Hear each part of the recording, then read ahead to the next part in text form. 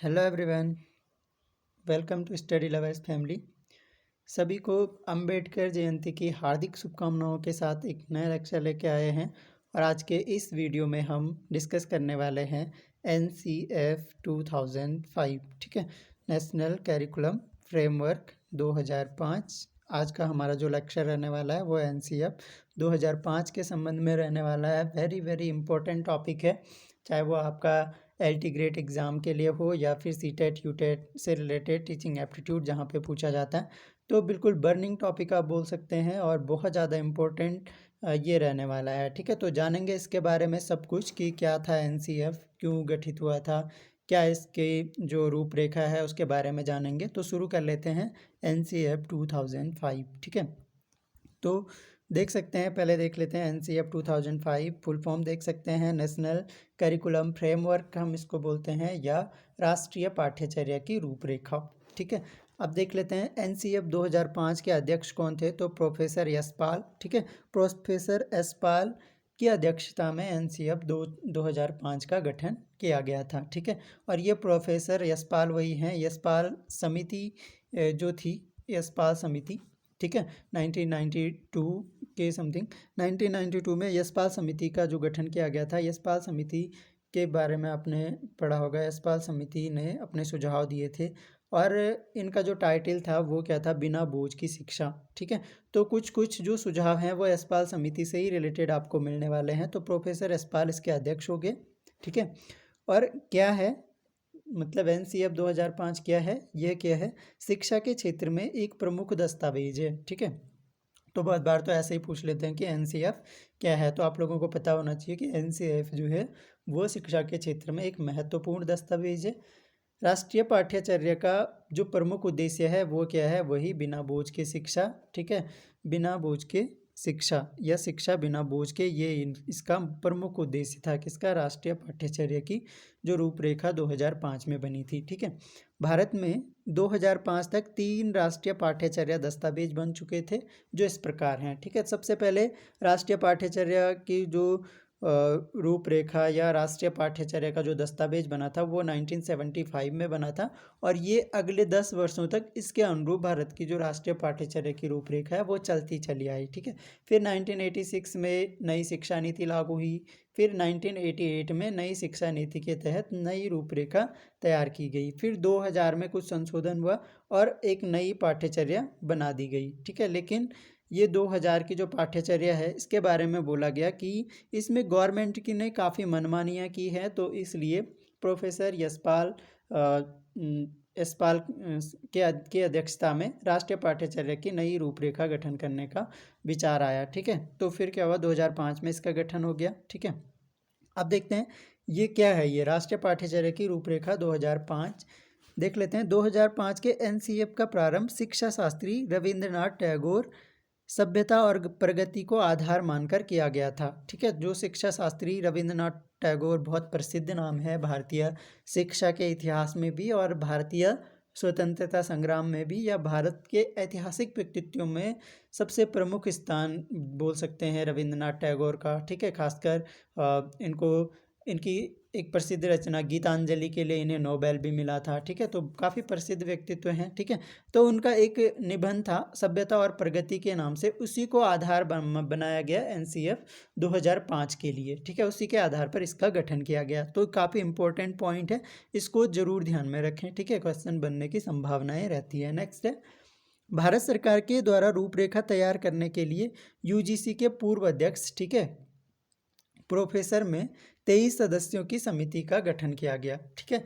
UGC के जो पूर्व अध्यक्ष प्रोफेसर थे उनमें 23 सदस्यों की एक समिति का गठन किया गया। इस समिति के द्वारा 21 राष्ट्रीय बिंदुओं को मद्देनजर रखते हुए 21 समूहों का गठन किया गया, ठीक है। NCF 2005 का निर्माण मानव संसाधन विकास मंत्रालय की देखरेख में किया गया, ठीक है। तो किसकी देखरेख में किया गया, क्वेश्चन यहाँ से बन सकता है। तो MHRD मानव संसाधन विकास मंत्रालय की अध्यक्षता में किया गया, या यूं कह सकते हैं इनकी देखरेख में किया गया, जो कि MHRD का नाम बदलकर अब नई शिक्षा नीति में शिक्षा मंत्रालय वापस कर दिया गया है, ठीक है। तो वेरी वेरी इंपॉर्टेंट है। चलिए आगे बढ़ते हैं। चलिए आप लोगों के लिए एक क्वेश्चन है यहाँ से कि जो MHRD मिनिस्टर हैं अभी हमारे, वो कौन है? कमेंट बॉक्स में इसका आंसर बताइए। चलिए आगे बढ़ते हैं। NCF 2005 के उद्देश्य जान लेते हैं कि क्या उद्देश्य था NCF 2005 के गठन करने का। ठीक है, पहला उद्देश्य बच्चों का सर्वांगीण विकास करना एवं उन्हें स्कूली शिक्षा से बाहरी शिक्षा से जोड़ना। ठीक है, स्कूली शिक्षा के साथ साथ उनको बाहरी शिक्षा से जोड़ना और साथ ही उनका सर्वांगीण विकास करना पहला उद्देश्य था किसका? NCF 2005 का। ठीक है, तो वेरी वेरी इंपॉर्टेंट है। इन पॉइंट से क्वेश्चन बनने की संभावनाएं रहती है। ठीक है, कि एक तो बच्चों का सर्वांगीण विकास करना, उन्हें स्कूली शिक्षा के साथ साथ बाहरी शिक्षा से भी जोड़ना, इसका एक प्रमुख उद्देश्य है। दूसरा, NCF 2005 बालक के मूल्यांकन के लिए सतत एवं व्यापक मूल्यांकन पर बल देती है।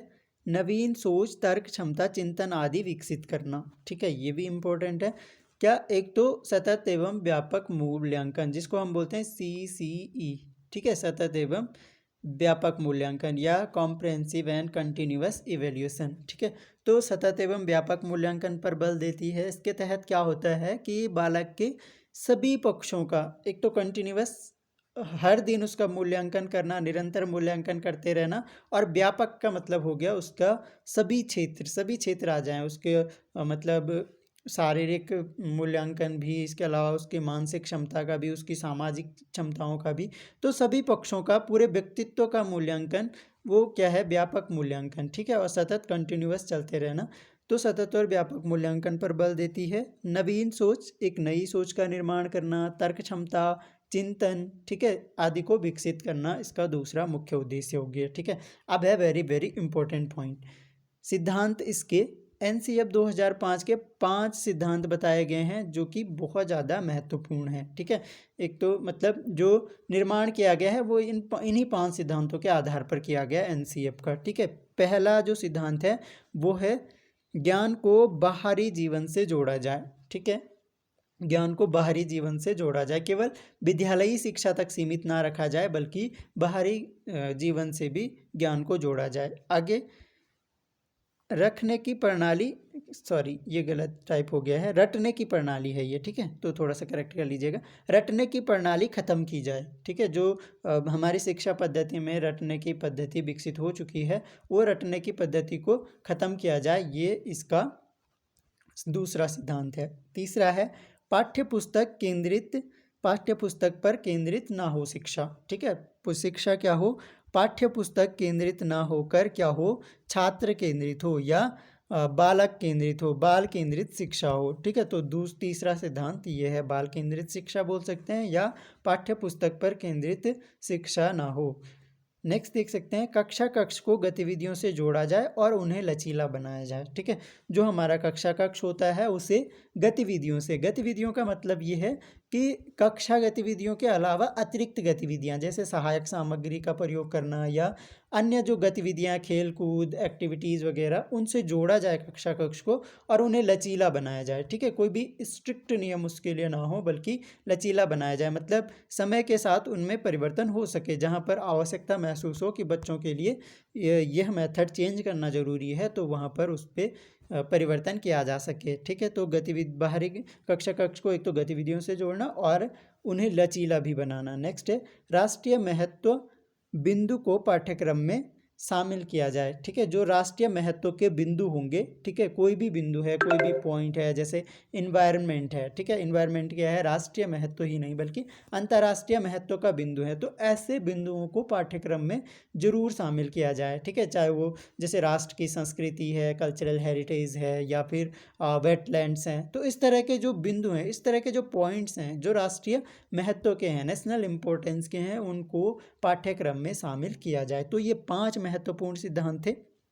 चलिए आगे देखते हैं, एक पॉइंट है नोट करके, वही बात, NCF 2005 की उत्पत्ति कहाँ से हुई थी? तो टैगोर का निबंध था, सभ्यता और प्रगति के शीर्षक के साथ ये उन्होंने लिखा था, उसी से इसकी उत्पत्ति मानी गई है। ठीक है, या उत्पत्ति हुई है। आगे देख सकते हैं, NCF 2005 की रूपरेखा के तहत सभी भाषा में 8वीं अनुसूची किया गया अनुवाद। ठीक है, तो 2005 की जो रूपरेखा है उसका 8वीं अनुसूची में जितनी भी भाषाएं हैं, ठीक है, कितनी भाषाएं हैं? दूसरा क्वेश्चन आप लोगों के लिए कि भारतीय संविधान की जो 8वीं अनुसूची है उसमें मान्यता प्राप्त कितनी भाषाएं हैं, तो इसका सभी भाषाओं में अनुवाद किया गया है ताकि हर जगह के लोगों को इसको समझने में आसानी हो और वो इसको शिक्षा में इम्प्लीमेंट करें। मेन बात ये है, ठीक है। आगे एनसीएफ 2005 के कुछ महत्वपूर्ण बिंदु हैं, वो हम डिस्कस कर लेते हैं।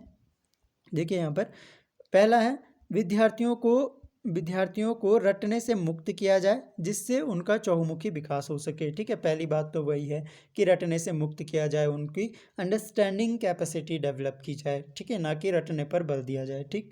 दूसरा, शिक्षा बाल केंद्रित हो, वही सिद्धांतों के अनुरूप ही ये पॉइंट है, ठीक है।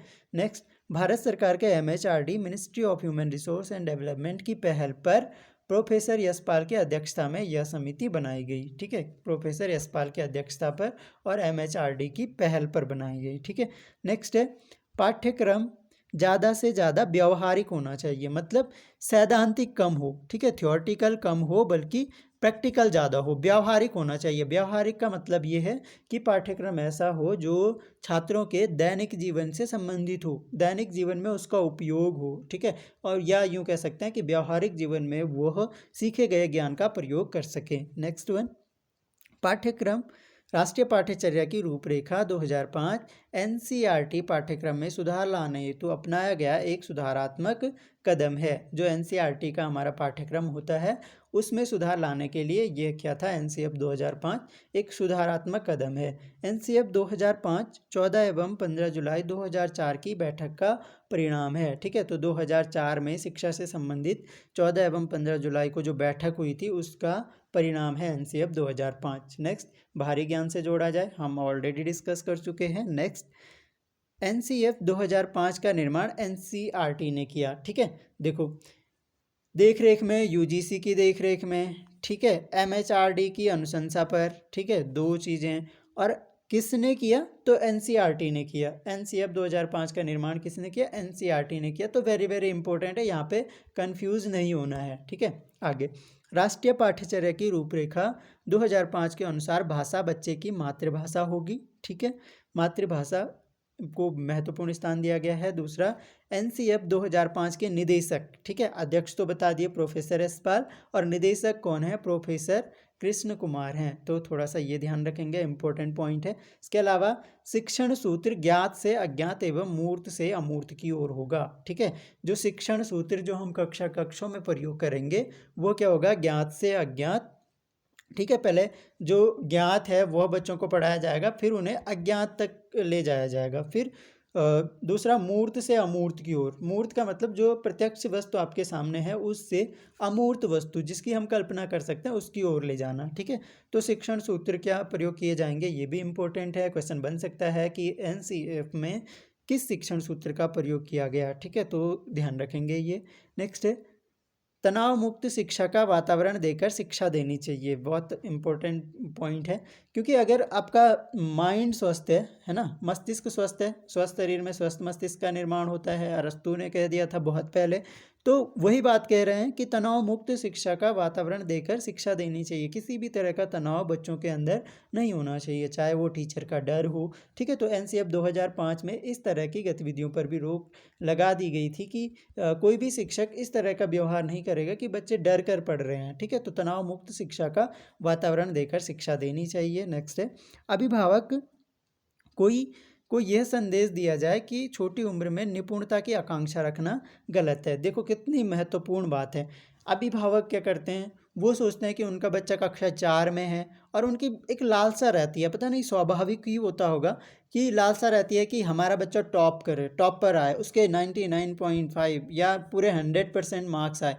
तो ये कहा जा रहा है कि अभिभावकों को हमेशा यह संदेश दिया जाए कि इतनी छोटी उम्र में निपुणता बड़ी से बड़ी उम्र में भी व्यक्ति निपुण नहीं हो पाता है, कंप्लीटनेस तो किसी में नहीं हो सकती है ना, कुछ ना कुछ कमियां तो रहती है। वही बात की जा रही है कि छोटी उम्र के बच्चों से आप निपुणता की आकांक्षा रख रहे हो, मतलब आप उनका भविष्य खराब कर रहे हो, कहीं ना कहीं उनको मेंटली टॉर्चर कर रहे हो या तनाव युक्त माहौल बना दे रहे हैं उनके लिए, ठीक है। तो काफ़ी इंपॉर्टेंट पॉइंट है कि छोटी उम्र में निपुणता की आकांक्षा रखना बहुत गलत बात है, ठीक है। अगर आप लोग भी अभिभावक हैं, नहीं हैं तो भविष्य में बनने जा रहे हो, तो ये बात ज़रूर अपने दिमाग में रखें कि छोटी उम्र में निपुणता की आकांक्षा रखना बिल्कुल गलत है। ठीक है, नेक्स्ट है, बालक को क्रिएटिव बनने का पूरा मौका दें। बालक को उसकी रुचि, योग्यता और आवश्यकता के अनुसार कार्य करने देंगे तो वो ज़रूर क्रिएटिव बनेगा, आप उसको मौका तो दें। ठीक है, तो बहुत इंपॉर्टेंट ये बातें की गई है एनसीएफ 2005 की। ठीक है, और आगे देख लेते हैं। एनसीएफ 2005 का जो सूत्र है वो वही है, बिना भार के अधिगम अर्थात लर्निंग विदाउट बर्डन या बिना बोझ के शिक्षा। ठीक है, तो काफ़ी इंपॉर्टेंट है, ये सूत्र जरूर ध्यान में रखें, ये सूत्र बहुत बार ही पूछ लिया गया है। तो एनसीएफ 2005 का जो सूत्र है वो बिना भार के अधिगम बोल सकते हैं या लर्निंग विदाउट बर्डन, बिना बोझ के शिक्षा। चलिए आगे देख लेते हैं। पाठ्यक्रम। पाठ्यक्रम का पता ही है, दो शब्दों से मिलकर बनता है पाठ्यक्रम, जिसमें पाठ्य का अर्थ होता है पढ़ने योग्य सामग्री और क्रम का अर्थ होता है एक निश्चित व्यवस्था। यानी पढ़ने योग्य सामग्री की जब हम एक निश्चित व्यवस्था कर देते हैं तो उसको हम पाठ्यक्रम कहते हैं। एक स्टेटमेंट मैंने मेंशन किया फ्रोबेल की कि पाठ्यक्रम समस्त मानव जाति के गुणों का सार है। वेरी वेरी इंपॉर्टेंट है, इसको जरूर ध्यान में रखें कि पाठ्यक्रम समस्त मानव जाति के गुणों का सार है। यह स्टेटमेंट किसका है? तो फ्रोबेल का है। जी हाँ, ये फ्रोबेल वही हैं जो खेल विधि के जन्मदाता भी माने जाते हैं शिक्षा के क्षेत्र में। चलिए, आई होप आप लोगों को समझ आ रही होगी बातें। चलिए आगे बढ़ते हैं। एनसीएफ 2005 में शिक्षक के प्रति क्या दृष्टिकोण था? ठीक है, पहली बात, शिक्षक ज्ञान का स्रोत नहीं है। देखिए कितनी इंपॉर्टेंट बात है, कोई भी शिक्षक ज्ञान का स्रोत नहीं है। ठीक है, बल्कि क्या है, केवल वो सुगम करता है जो चीज़ों को सरल करके बताए। ज्ञान तो हमारे पास ऑलरेडी है, शिक्षक एक माध्यम है जो उस ज्ञान को छात्रों तक पहुंचाएगा और उसके लिए उसे क्या करना होगा, एक सुगमता के साथ सरलता से वो ज्ञान को छात्रों के मस्तिष्क तक पहुंचाना है। तो teacher is a medium not a source. Teacher कोई स्रोत नहीं है बल्कि सिर्फ एक माध्यम है। चलिए आगे देख लेते हैं। बालक के प्रति क्या दृष्टिकोण था एनसीएफ 2005 में? प्रत्येक बच्चों में सीखने की गति अलग होती है। ठीक है, तो किसी भी बच्चे को कंपेयर कभी नहीं करना चाहिए कि दो बच्चों को कंपेयर कर रहे हैं कि लो जी उसके 95 हैं, तेरे 90 मार्क्स हैं, क्यों ऐसा? ठीक है, तो प्रत्येक बच्चों की सीखने की गति अलग होती है, तो हर एक बच्चे में करिकुलम भी अलग होना चाहिए। ठीक है, ये इनका मानना है कि बच्चे के हिसाब से शिक्षक को चाहिए कि वो बच्चों को अपने हिसाब से सीखने का मौका दें। वही है, बालक को उसकी योग्यता, उसकी क्षमता के अनुसार सीखने का मौका दें, ना कि उसे अन्य बच्चों के साथ कंपेयर करके पढ़ाया जाए। ठीक है, तो काफ़ी इंपॉर्टेंट है छात्रों के प्रति क्या दृष्टिकोण था, तो ये भी ध्यान में रखें। नेक्स्ट है एनसीएफ 2005 में गणित के प्रति क्या दृष्टिकोण है? ठीक है, बच्चे गणित की मूल संरचना को समझने, बीज गणित, अंक गणित, रेखा गणित एवं त्रिकोणमिति के सभी मूल तत्व, समस्या समाधान की अनेक युक्तियां अर्थात परिणाम, सामान्य स्थिति विश्लेषण एवं अनुमान लगाना तथा पुष्टि करना आदि पद्धति मुहैया करवाते हैं। ठीक है, तो ये गणित के प्रति इनका दृष्टिकोण है। चलिए आगे देख लेते हैं।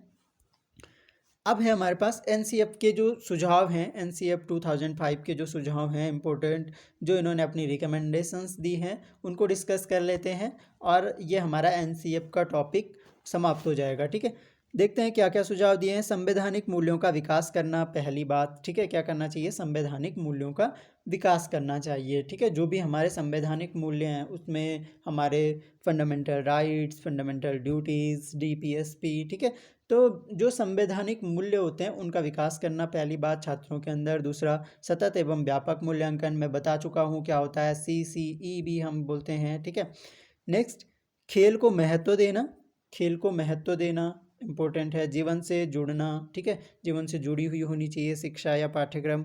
मुक्त वातावरण करके सीखने पर जोर देना। ठीक है, वातावरण कैसा होना चाहिए? मुक्त वातावरण होना चाहिए, किसी भी तरह का कोई भी दबाव छात्रों पर ना रहे। 6 महीने में शिक्षकों को प्रशिक्षण दिया जाए। जैसे ही कोई नया शिक्षक नियुक्त होता है तो उसको 6 महीने के अंदर उसको प्रशिक्षित कर दिया जाए।